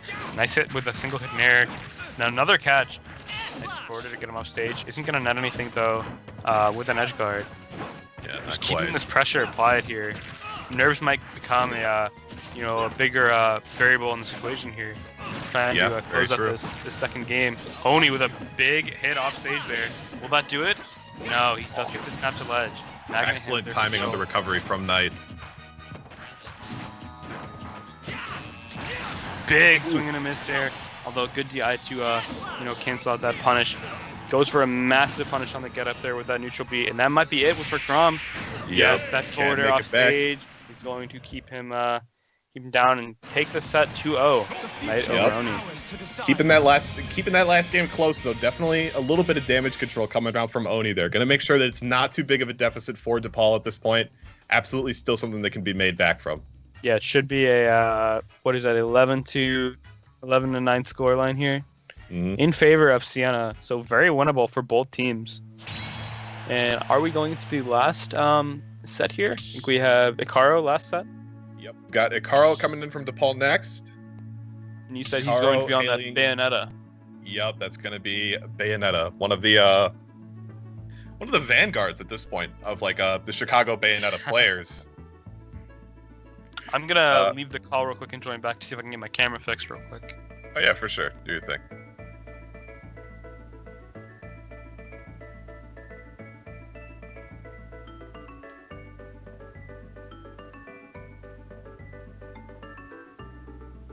I guess to anybody who is watching that hasn't seen Icaro play, Icaro has been playing in just about every match for EGF at this point. Definitely just a consistently strong showing. And one of those players that's definitely, again, just always practicing. He's got an apartment with a bunch of people that play Smash, whether they're, other DePaul students or even non-DePaul students that are also players. He's playing a lot, he plays in a lot of online tournaments, whether they're a part of DePaul or otherwise, always on the grind, always practicing, always trying to push the meta for Bayonetta as much as he can as far as the, as far as he can make it work. And it's definitely paid a lot. It's definitely paid off a lot in terms of his recent play, especially in EGF, clutching out lots of different sets, making sure he gets big victories against other opponents. Just because, Bayonetta can be a little bit of a wonky character to fight, and Carl's definitely very aware of that. So, if he gets to a point where he can realize that his opponents are getting a little bit confused, he's not afraid to throw in a mix-up or two in there to try and sneak an early KO. So, should be definitely exciting to see if we could see that happen during this match here. I think I got my camera working on my end. I don't know if you can put me back in the little window there. There we go. Here I am. Yeah, it's lagging a little bit, but not too bad. Nice. Yeah, Bayonetta received a big nerf going into this game from Smash 4, so it's good to see that Icaro stuck with his guns, literally and figuratively, with Bayonetta. Yep. It's all just that's the interesting thing about Ultimate, is that pretty much every character can make something work, because every character has their own very unique set of strengths and weaknesses, and so even though Bayonetta might not be a character that's considered quite as strong by some people, to other people she's actually considered a very strong character. So it really just depends on who you ask.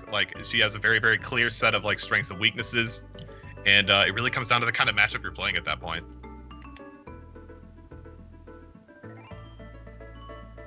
We're gonna see who we got next from Siena College as well. I don't believe they've shared their final player quite yet. The mystery. shout out once again to everyone in our chat. I don't know if I don't think we're able to get a poll going, but we might be able to, get some opinions from the chat to see, if we have any predictions from people.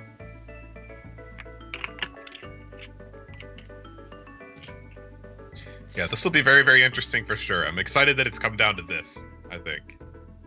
Because as I was mentioning before, Ikaro's had a very, very strong performance in EGF so far. But Siena obviously could be, if Knight is anything to go off of, they could absolutely have another like really strong ace player up their sleeve to send in last. Mm-hmm. Yeah, kind of a different strategy from the crew battles that we might be used to, in bigger tournaments like Big House or Summit that you might see crew battles happen at. Whereas there you might send in your best player first to kind of anchor and take as many stocks as possible, but here you're going to try line it up with your best player versus your opponent's best player to prevent any big victories from happening on your opponent's end.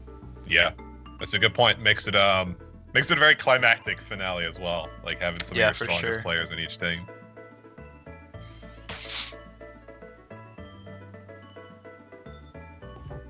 Yep, just trying to finalize the stage we're going to. Oh, it's going to be Pango, actually. Okay, Pango himself. Yep, the captain from Siena. Alrighty, so that should be very climactic, as you said. And do we know what character he's going to be playing? I don't believe I can tell off the top of my head. I've definitely seen some of Siena's matches before happen in EGF. I just haven't gotten to the point of familiarity yet, where I'm able to like look at like a player and just be like, oh, I know exactly who they played against. Still working on that part. Yeah. So I'm not quite sure who Pango plays, but considering that Siena's definitely had some heavy hitters so far, I'm sure it's a character that they're obviously very knowledgeable in. They're able to have like their matchup knowledge, might be able to know how they can specifically deal with Bayonetta. So we'll have to see exactly how that like matchup counterplay ends up playing out throughout this. Mm-hmm. Are you familiar with like Bayonetta's good or bad matchups? Very lightly, only because like by this point I've played a lot of games with Ikaro and I've talked about the character a lot with him. Oh, it looks like we're gonna get. Yeah, let's go check it out. Ooh, the Steve pick. Yep, going back to just 8 bits. Steve is here. The mines. Back to the mines. Yeah, exactly. Alrighty, he's gonna try and get some resources quickly. He gets a nice quick 40% here. Both these two are characters that are kind of weird in their own right. Bayonetta with her kind of big string combos, and Steve just kind of a weird character in general with his wonky hitboxes, the minecart, the building mechanic. Yeah, absolutely. Definitely two characters that are a little bit, they're very different for their own completely unique reasons. I think we got another connection interrupted. Uh-oh. That is so unfortunate. Oh, and it seems like it was a player disconnections right now, because I'm looking at the arena and I see I just see us and Ikaro right now. Oh, that is unfortunate. That's okay though. It is. The game wasn't okay, we weren't too stuck in there anyways, so be able to pull it back.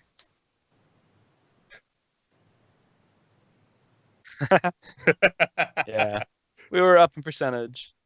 Did we want to try and rehost the arena?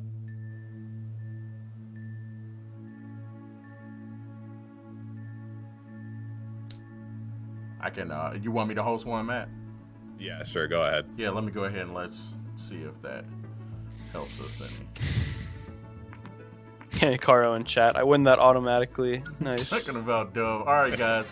We'll come back in just a sec. I'm going to create this off stream so we don't get a bunch of people hopping in. I'll let you guys take over for me just a sec. For sure. Yep. Okay, so just gonna let Hikaru know we got a new lobby coming up.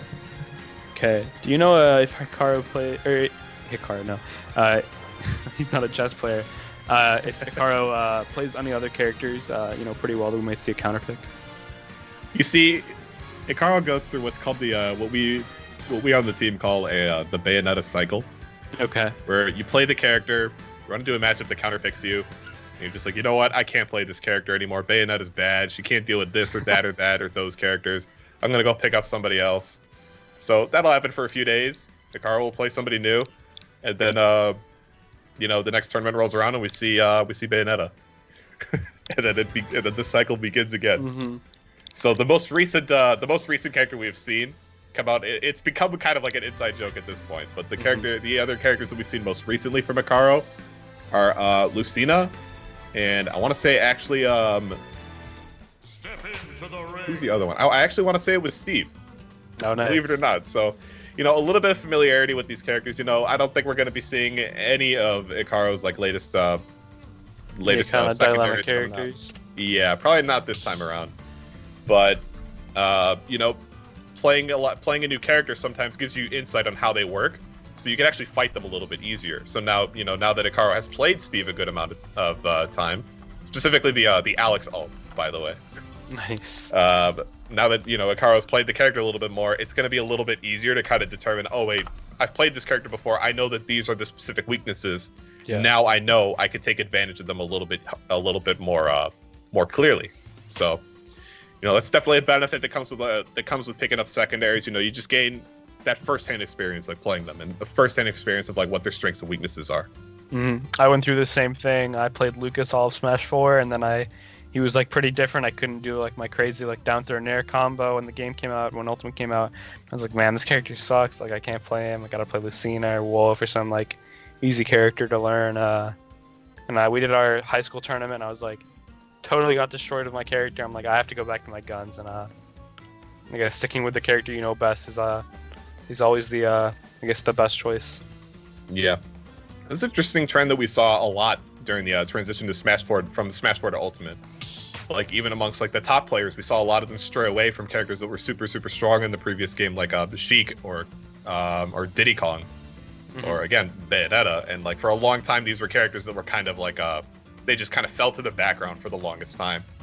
And as time has gone on, we've seen a couple of buffs be thrown out there for all three of those characters, Bayonetta, Sheik, and Diddy Kong.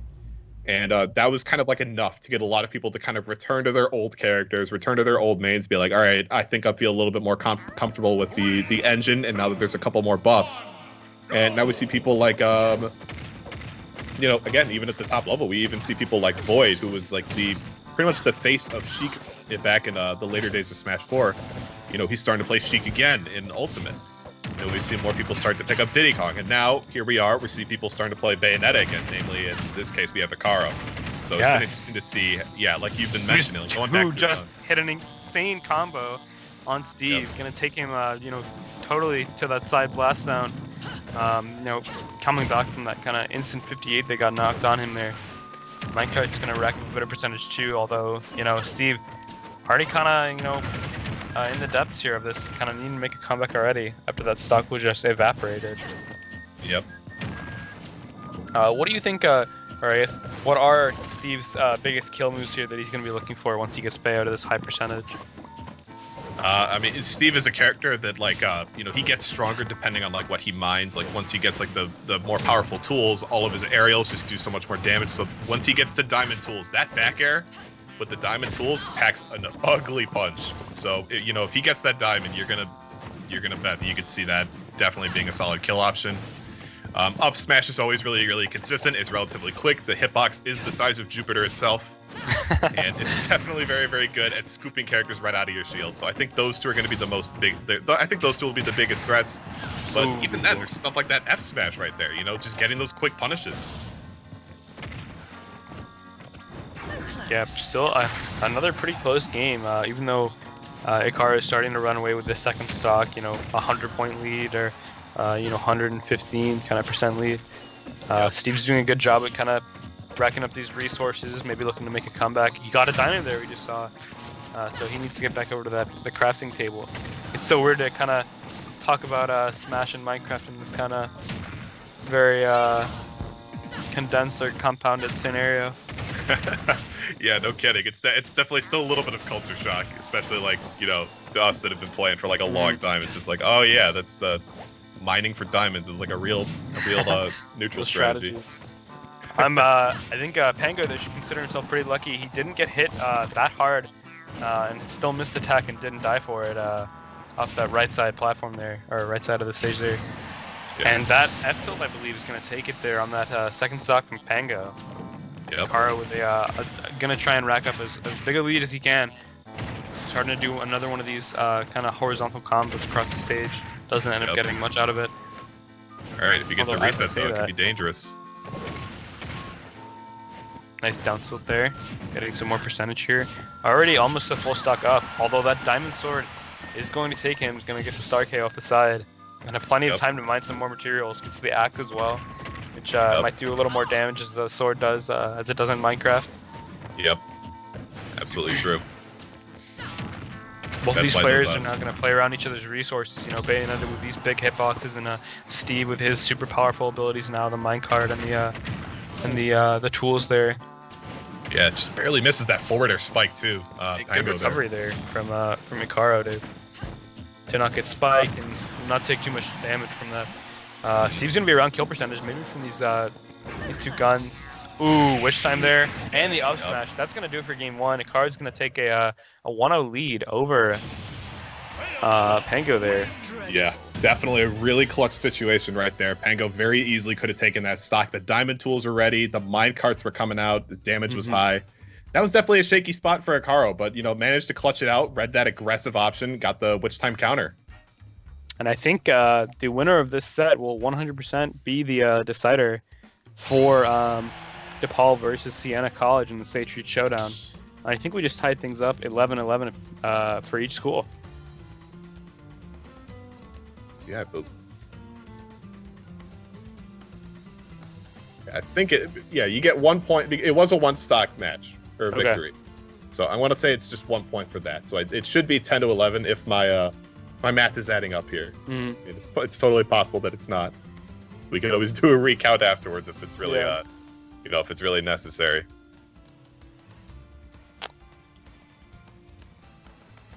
Yeah, D Turbo in the chat says brutal replay. Yeah, that was a pretty shocking ending there. We're gonna see if that kind of impacts his mental game going into game two. Although I expect it not to have a huge impact, considering the caliber of these two players.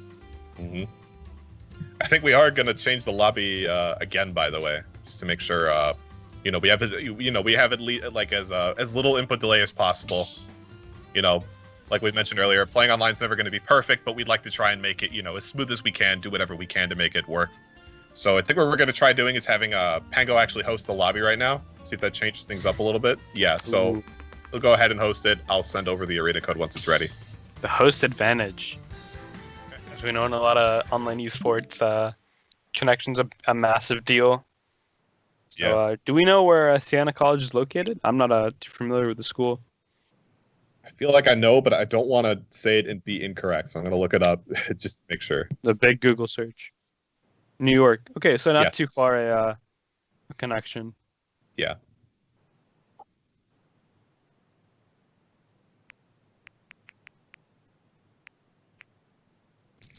Everything we could possibly have.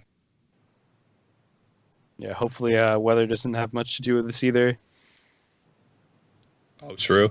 The weather, it's funny because back I think last weekend when we had that first really big blizzard swing by Chicago, I remember I was trying to play online with some of my friends with in Smash, and it was just insanely laggy. And it turns out that apparently the winter storm itself was causing extra delay and problems with internet connection. So you really got to consider everything, I guess. Yeah. There's no escape. I had a midterm essay due on yesterday at noon, and I luckily stayed up until 4 to finish it. But I also had a discussion post for the same class, and I woke up at 10 to finish writing it, and my computer was turned on for 15 seconds maybe, and my power went out, so I ended up not making it to class. That is very rough. It was unfortunate timing. But I think we're hopefully going into this game 2 here soon.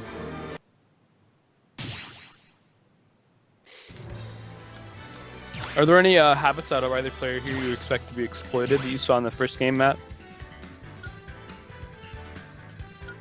You know, it's hard to tell because with Hikaru, like sometimes he will intentionally bait out a habit so that he could use it to condition you a little bit later in the set. And I don't know if he could actually tell you that he's doing that. I think it's just an instinctive part of his playstyle because I definitely notice it. So, you know, I could see him like do a lot of things where, you know, he's intentionally going for that like that side B, that afterburner kick right off the ledge, just like flying past. And it definitely feels like a habit, but then right when you expect him to do it, he's going to do something a little bit different, and then you're going to get punished for it because you were expecting something else. So, you know, I could easily like list things like that. It's just hard to tell exactly what's a habit. As for Pango's side of things, I mean, I saw a lot of minecarts coming out when he was in disadvantage, but the trick is that they were working.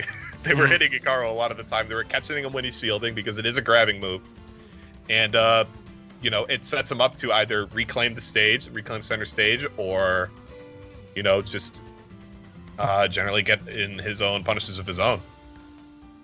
And do we think that we're going to see a maybe a character counterpick out of Pango? You know, Steve's still like a pretty relatively fresh character, so that might change up to see if he has like another character that he feels comfortable with this Bayo matchup in.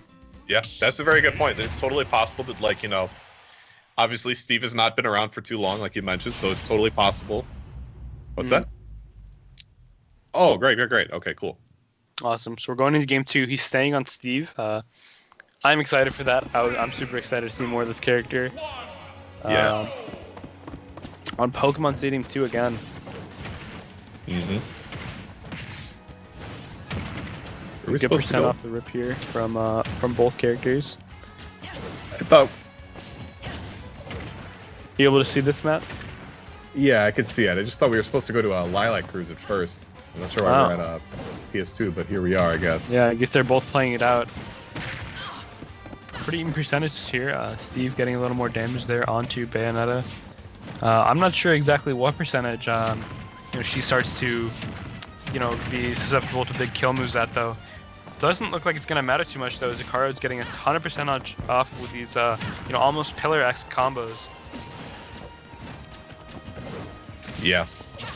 Bayonetta is definitely a character that can just kind of like drag you up and down through the stage, just because that up B is just such a good move for dragging you upwards, and that down air, because it does spike. It's a stall and fall. Definitely good at bringing you down with her. So we just saw a lot of Steve launcher there, launcher combos. Get a diamond there out of his mining. Is that his up tilt there that he throws a lava block with? That is actually his up smash. So that's what I was talking about. That's the one with the hitbox is really, really big, because that entire thing, and the ground below it is actually a hitbox. So it's very, very large. Nice DI there on the forward throw from Spango. Doesn't lose his stock just yet, but the massive, as you said, hitbox of that up smash is going to clean up that first stock from Bayonetta. Good job of Hikaru though, you know, right off the rip. You know, some players might kind of just rush in head first, trying to take the stock as soon as possible, but he's just trying to get as much percent as he can.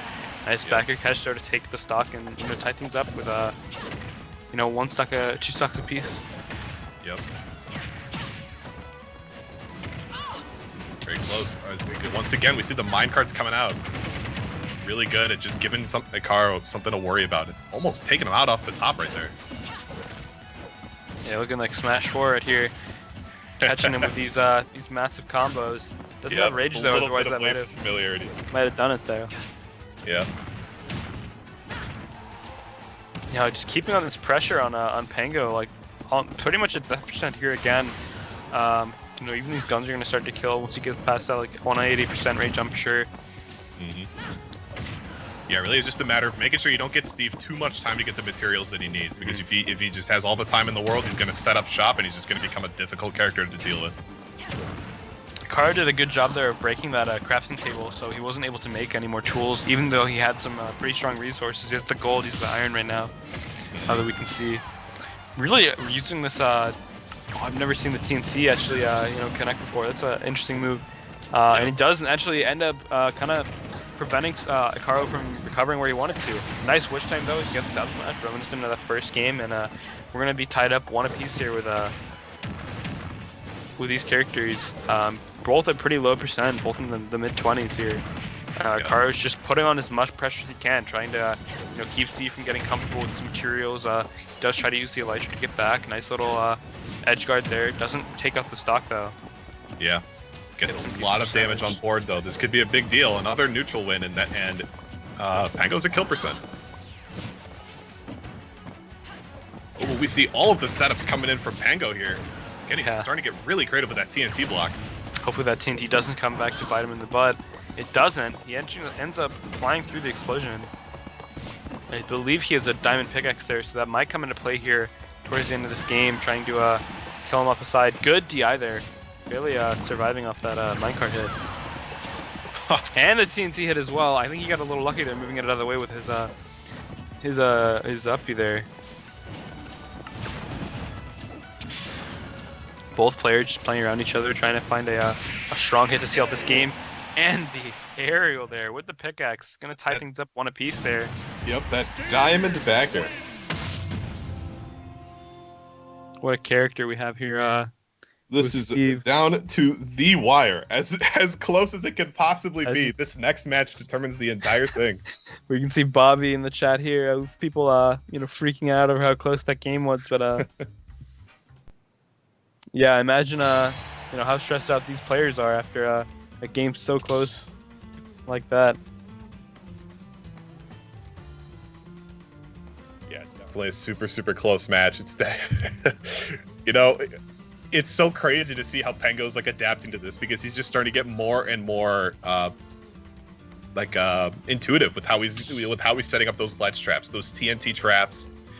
Starting to go for a little bit less of the minecart and more for those uppies that just kind of dip right below Akaro and avoid getting punished. We're starting to see the adaptation take place. So this is going to be the make it or break it moment for Akaro. Can he adapt back, or is he going to end up falling behind? Is Pango going to be able to take the set win? Yeah, and this is going to be the last game of the State Street Showdown in 2021 here between DePaul and a myriad of other schools. We have Siena specifically for Smash, and then we had Ball State for Rocket League, I saw earlier. Seton Hall, I believe, for League of Legends. So a ton of awesome schools that came out to help us make this happen. Super exciting stuff here. And DePaul looking for the sweep, as we've been saying. Do we have a confirmation on the score here?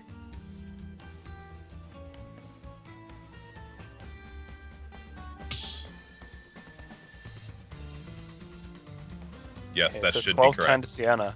So DePaul does need a pretty significant victory in this last game to take it over Siena. Well, actually, considering that they have that you do get the 2 extra points. Yeah, because you do get the 2 extra points for winning the set. Oh, if right. You get a 1 stock win, that's 3 points. That makes it 13. This is the decider, no matter just what. Enough to take it. I think we're going to go into this third game soon. Yep. Same matchup here. Steve Bayonetta on Yoshi's too. Yep. Bayonetta's a pretty big hitbox. You're going to do a lot of work for her too. And Steve doesn't have enough time to get any materials off the rip there. Yeah. Just stuck with I think stone, wood, and a little bit of iron there. These big combos off the top. Yoshi's I think is a pretty small blast on, if I'm not mistaken. Yeah, it's the same size as FD, so it's the standard size, but just the fact that there's the other platforms, it makes it so that you're still susceptible to dying a little bit earlier up here. Yeah, and then you can see Pango just rushing to get as many materials as possible. Nice switch time. Oh, barely misses that up smash. Yeah. Oh, man, makes you wonder if he should have gone for the F smash there instead. Yeah, if only Sakurai was as generous with that hitbox as he is with many other characters' hitboxes. Ooh, was that a nice parry there? I've never seen the animation for that out of Steve, backing up a little damage on Bayonetta, although still a big advantage here for the side of Akaro. Yep. Any strong hit out of Akaro will take this first stock on Steve in this last game of the State Street Showdown. Ooh, big forward air, DI. Oh, and the Elytra, nice gliding there to make it back to stage. Strong recovery. The forward throw once again, good DI. Oh, doesn't have a jump, I believe. Tries to chase him all the way out there too. Oh, the nice back air catch. Yep. Reads the dash right in. Yeah.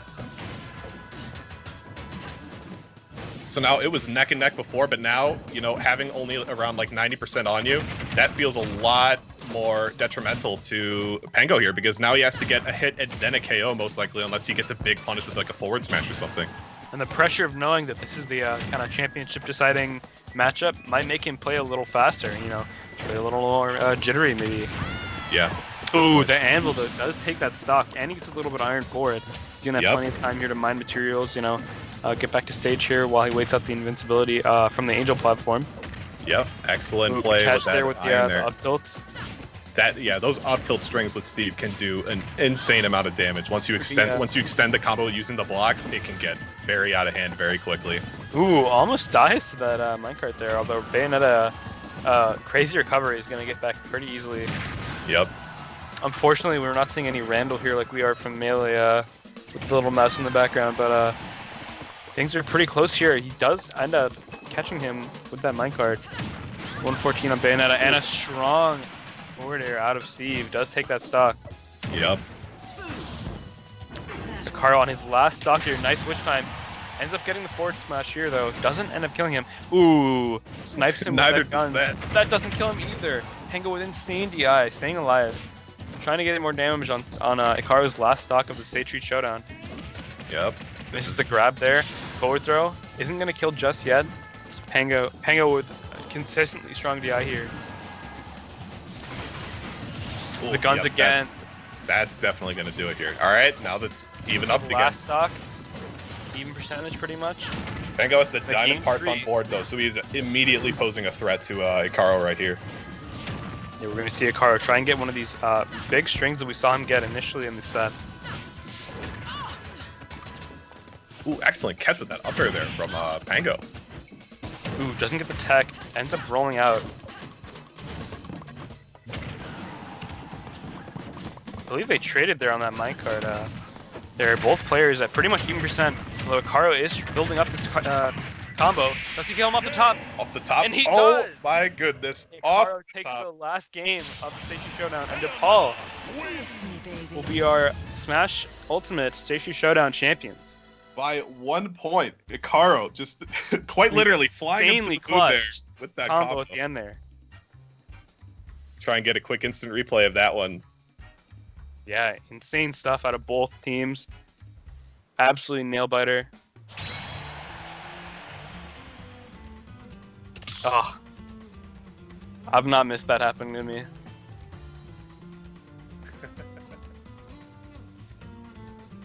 Yeah, Carl definitely just such an opportunist with that play, right? Just making sure, like, okay, I understand, like, you know, if I get Pango with a string right here, that's gonna be enough to just take him right off the top and just take the match right then and there. And he goes for it. Great awareness from him. Yeah, absolutely. Ikaru just plugged his Twitter in the chat at DEL_ICARO, Dalacaro. Shout outs to him.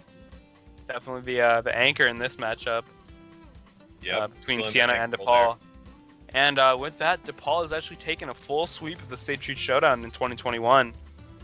So congratulations to us, I guess. Talk about hosting your own toast. You know, it's like I'd like to propose a toast to me. Yeah, to me. Thank you all for coming. RT. I really appreciate it. We are great and the champions of everything. And you're welcome. No, once again, we've got some really great action that got started at noon today, man. And I think we ought to really, once again, show some great appreciation. You guys can see them in the bottom right half of the corner to all of the teams that helped join and pitch in for today. Ball State University, who hopped in on both Valorant and on League. No, it wasn't League. It was Rocket League that they opted in on. Seton Hall for coming in for League of Legends. And then Siena College coming and joining us for some Smash Brothers to close things out. Matt, Kev, where can people find you guys next, and what's you guys' next projects? I go for it. Sheesh, I mean, as far as you know, to any DePaul students that are watching that aren't in the DePaul Esports Discord server, please go over there. We have all of our updates there, all sorts of competitions, updates on tournaments, upcoming events, social events. If you ever just want to like chat and like get some people to play like Among Us, or just pick up games in, you know, any esport that you're competing in of your choice, that's going to be discord.gg/DePaul Esports. if you're ever curious about checking out whatever I'm up to, I mean, I post any updates that I'm working on as far as like DePaul Esports goes. I go ahead and post that in the Discord server. So any updates from me, you can just go ahead and find it over there. Cool. Kevo, you want to leave anybody with somewhere to follow you? Yeah, sure. You can follow me personally on Twitter at KEVVOU_, Kevu_. And you can also follow my team, DePaul Call of Duty, at DPU COD. We are currently 5-1 in the CCL, the College COD League, and we're looking to make playoffs this year in our first season. Yeah, and I just wanted to thank everyone here for coming out in the chat and for having me on. Cool. Absolutely. Thanks for coming by, man. This has been a lot of fun. You know, again, we did have to do this all kind of last minute, this sort of like reorganizing of everything, but you know, at the end of the day, it ended up turning out pretty well. We got a lot of great competition against a lot of different schools. And again, just personally, to all of the schools that have been able to like kind of just drop it, just like at the drop of a hat last minute, be able to play some matches with us in all sorts of different games. Thank you all so much. This has been a great time. And I look forward to competing against all of you. I'm looking forwed to compete against everybody competing against all of you. Eventually, yeah, at some point. Hopefully next year. At some point, right. And then hopefully we get to see each other in public again. So this is going to wrap up our coverage of the State Street Showdown, man. Really appreciate everybody coming by. You guys are going to be able to see highlights of this, I believe, still right here on the DePaul Esports Twitch channel. So please come back. Make sure to make clips of your favorite highlights from today. And thanks for joining us as they start another match. Try to get that practice in. All right, signing out. All right, bye, guys.